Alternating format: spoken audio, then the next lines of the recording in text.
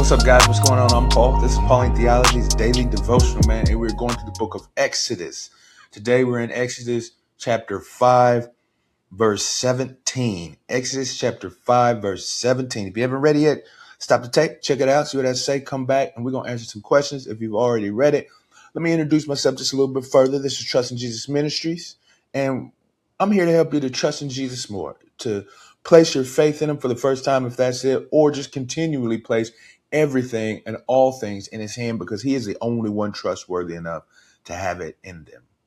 And we do this by reading through the scriptures, and we've been going through Exodus, and I hope it's been helping you. And if it's your first time here, I hope that it starts to help you so you can understand and know the character of God, and then more about us in general as human beings, as Christians or non-Christians, whatever it is. And then finally, just being able to apply these things that we've read in our lives on a daily basis. Those are the questions that we ask, and we're about to start asking them now. So the first question is, what's going on in the scriptures? Well, we see that first off,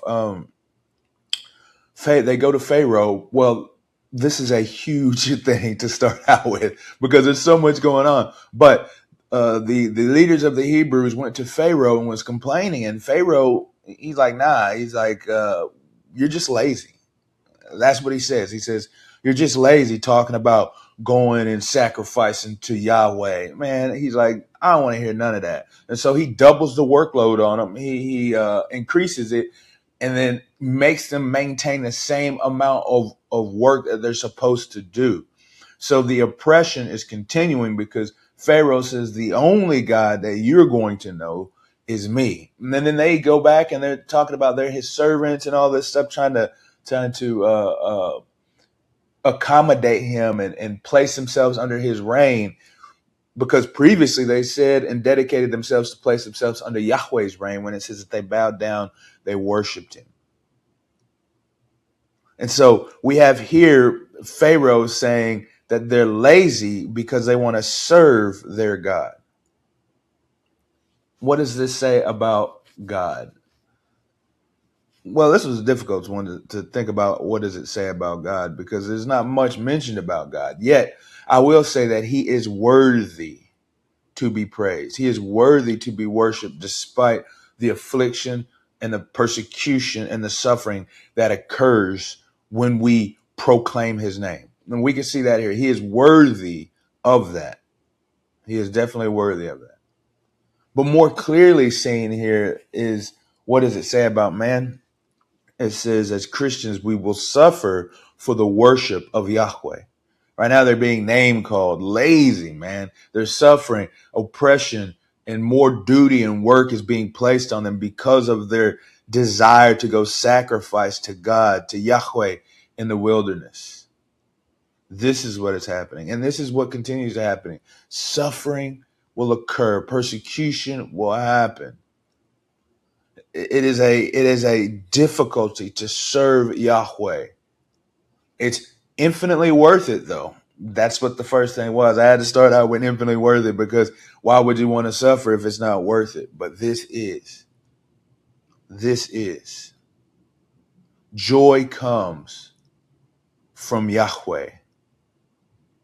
And then just knowing him and being a part of his kingdom, joy comes.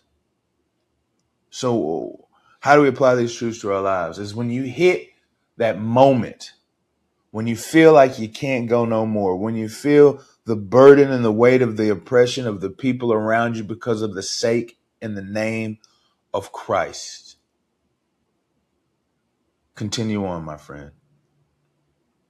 Continue on, brother and sister, in the glory of God in your life, as you will be free from these things. As the story ends here, is we're going to see that God is glorified. The people are freed.